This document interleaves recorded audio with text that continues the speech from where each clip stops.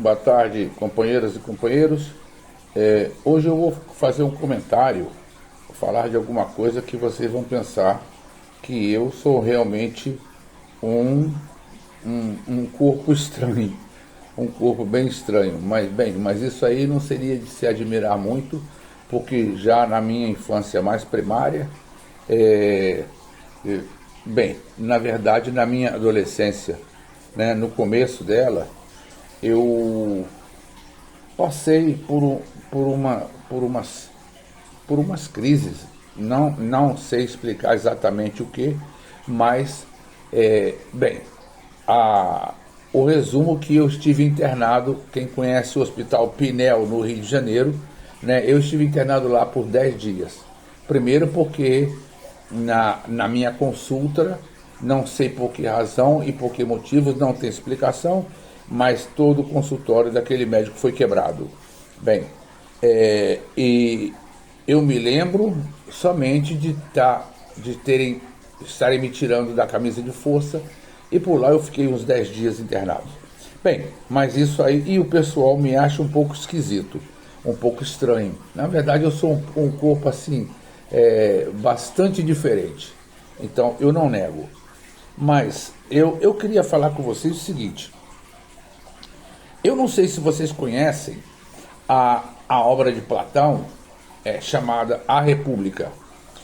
A República é uma obra que contém 10 livros. E nesses livros, o sétimo livro é o livro intitulado A Caverna. Vou fazer, depois que mais ou menos explicar o que é isso, eu vou fazer uma pequena alusão aos dias atuais. E vocês vão ver se eu posso ter algum ponto razoável de razão, ou se simplesmente é uma mera fantasia da minha cabeça, não é? A caverna é o seguinte: isso se discutia Sócrates, não, os filósofos. Estamos falando da idade, estamos falando de 2 milênios antes de Cristo. Estamos falando de mais ou menos 2 milênios atrás, mais de 2 milênios.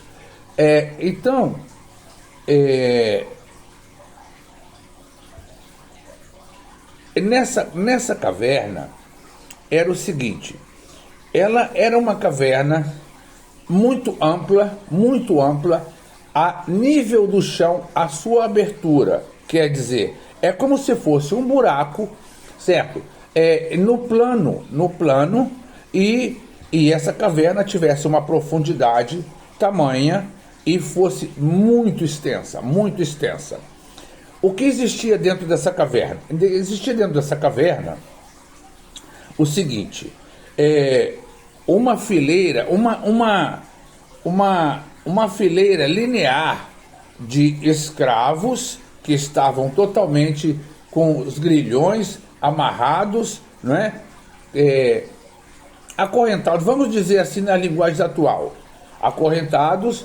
E esses escravos, que eram muitos, eles olhavam simplesmente para um muro, como se fosse uma parede. Atrás desses escravos, bem atrás desses escravos, existia uma fogueira, e entre essa fogueira e os escravos existia uma barreira, como se fosse também um muro, e pessoas passavam por ali. Quem eram essas pessoas? Eram os amos que carregavam nas suas cabeças várias alegorias. Poderia ser uma cabeça de um javali, ou um pedaço de pau, uma cabeça de um pássaro, várias alegorias. E essa fogueira projetava nesse muro, em frente aos escravos, que não podiam se mover, só olhavam para frente, eles não se moviam, né? E já vieram assim desde mais pequena idade. Então, eles foram crescendo ali. E o que eles viam era simplesmente umas sombras que passavam projetadas por essa fogueira. E não viam mais nada. Por quê? Porque os tais amos, que era uma escala mais acima dos escravos, né? Eles tinham o direito de caminhar, eles caminhavam com essas alegorias e os escravos viam essas alegorias. E bem, com o passar de muito tempo, muitas passagens de tantas alegorias, havia escravos que se tornou um verdadeiro mestre na arte de conhecer a sequência do que seria passado, não é? Não era realmente um sábio, mas simplesmente um estudioso que podia mentalizar toda aquela passagem das alegorias, né, transportada através, né, da projeção que a tal fogueira, né, projetava no muro, porque a fogueira estava atrás dos amos que carregavam as alegorias. Pois bem, certa feita, um escravo, libertando-se de da alma, ele conseguiu sair da caverna. Ao sair da caverna, ele simplesmente ficou totalmente perdido, porque não conseguia ver nada diante de tantos anos ali na escuridão, vendo somente sombras. O que ele pôde ver depois de algum tempo, ele não pôde identificar se eram coisas reais, coisas projetadas, uma vez que via dentro d'água algo projetado que não era uma coisa real. Então ele não fazia essa distinção, mas começou a ver que tinha ao seu redor coisas palpáveis que ele estava acostumado a só ver numa projeção de parede, de um muro, através da tal fogueira. E ele foi observando que essa realidade, né, ia de tal forma aumentando, e quanto mais ele levantava a sua cabeça, ele via o colmo, né, dessa coisa tão real, que seria o ponto máximo, que seria o sol, onde ele, olhando já por algum tempo ininterrupto, ele também tinha a impressão de que estaria vendo sombra. Então aquilo foi o ponto máximo. Bem, até aí vocês já entenderam a explicação da caverna, o livro 7º da obra de Platão, né, A República. Agora, transferindo isso para a nossa ideia política, o que seriam esses escravos? O que seriam esses escravos? Estamos falando, vamos pegar simplesmente da época da ditadura de 64 para cá, não é? O que seriam esses escravos? Esses escravos justamente seriam o povo. Vamos falar em termos da caverna, em termos de Brasil. Esses escravos seriam o povo que não conseguiu abrir os seus olhos, porque eles estavam acostumados a ser ditados simplesmente por sombra. Quem eram essas sombras? Não é? A ditadura militar. Acontece que certa feita, desses partícipes dessa escravitude alçou voo e conseguiu se libertar. Quem era esse escravo autoliberto? Quem era? Então, nos nossos dias, seria Lula, Luiz Inácio Lula da Silva. E vocês estão vendo que eu estou fazendo uma alusão, e isso aí, qualquer um vai pensar assim, não, você é um lulista ferrenho, já comparando, né, a Grécia Antiga, a filosofia, né, daqui a pouco entra dentro também da mitologia, comparando com a realidade atual. Sim, eu estou comparando. Na verdade, isso faz parte da filosofia. Pois bem, então, quando Lula sai, deixa vamos falar lá na CUT, lembra da CUT, né? A Central Única dos Trabalhadores lá, e aquelas rebeliões, aquelas greves nas portas dos... Então, Lula começou a alçar voo, hein? E mostrar aquele povo todo que estava vendo somente sombras, né, refletidas através de uma fogueira. Quem seria essa fogueira? Certo? Leis, né, preceitos que essa gente mesmo da ditadura fazia para que pudesse ter aqueles escravos dominados, né? Então, eles teriam intercalados entre a escravitude e esses que passavam, né, carregando as alegorias, seriam aqueles asseclas da ditadura, né, que levavam isso, traziam aquilo, e o povo enganado. Então, quando o Lula chega, vai se desvendando um mistério e tentando se fazer acreditar que aquilo não seria uma coisa realmente boa e satisfatória para aqueles escravos. Acontece que aqueles escravos, comparado com a população brasileira, aqueles escravos já estavam tão acostumados a levar chibatadas que, se alguém falasse qualquer coisa em contra daquilo, certo, eles poderiam dizer assim, não, esse fulano que também foi escravo, que seria Lula, né, também está faltando com a verdade, não devemos acreditar e coisa e tal. Bem, isso assim aconteceu. Vamos sair da ditadura, vamos entrar na era bolsonarenta, vamos entrar na era de Bolsonaro, em janeiro de 2019. Todo aquele pessoal que estava entre o muro e a fogueira, né, que seria projetado sombras, com as alegorias passando para lá e para cá, Lula se libertou disso, saiu e pensou que, se voltasse, poderia não ser acreditado, não é? Ninguém lhe daria talvez voz. Muitos lhe deram voz. Voltando lá agora na época da CUT, muitos lhe deram voz.